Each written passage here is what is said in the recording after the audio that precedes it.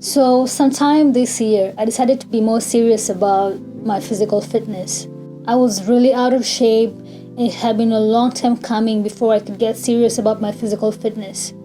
I would get so tired walking up or down a flight of stairs, and that was an alarm that I needed to do something about my physical health. So I took up walking in the evening a few times a week, let's say 3 times a week. This was a time when I had just learned about Keystone Habits. Keystone Habits are the habits that once you start working on, other areas of your life simply become easier to bear with or to work with. An example is working out, where if you work out every time, then this just spirals into other areas of your life. If you work out regularly, you have mental clarity, your work flows better, you sleep well. The benefits are just amazing. I can't even stop. I kept walking for a good 5 to 6 months. And one day, after reading David Goggin's book called Can't Hurt Me, I decided to run. This was a huge challenge, especially because I wasn't physically fit to do any of this. I braced myself for this challenge, and the day came, I got ready, and I took off. I had headphones, so I had music to listen to and to inspire me to keep going. 5 minutes later. I was sweaty.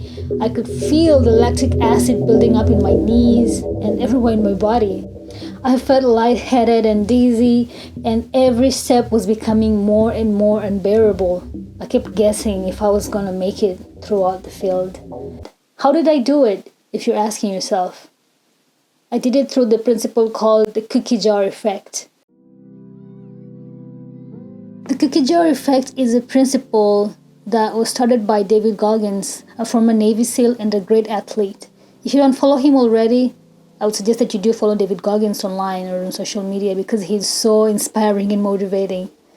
The cookie jar effect, in David Goggin's words, simply means a mental jar like this, where you put in every little thing that you've achieved in your life or anything that you've gone through that has made you who you are. You put it in the jar.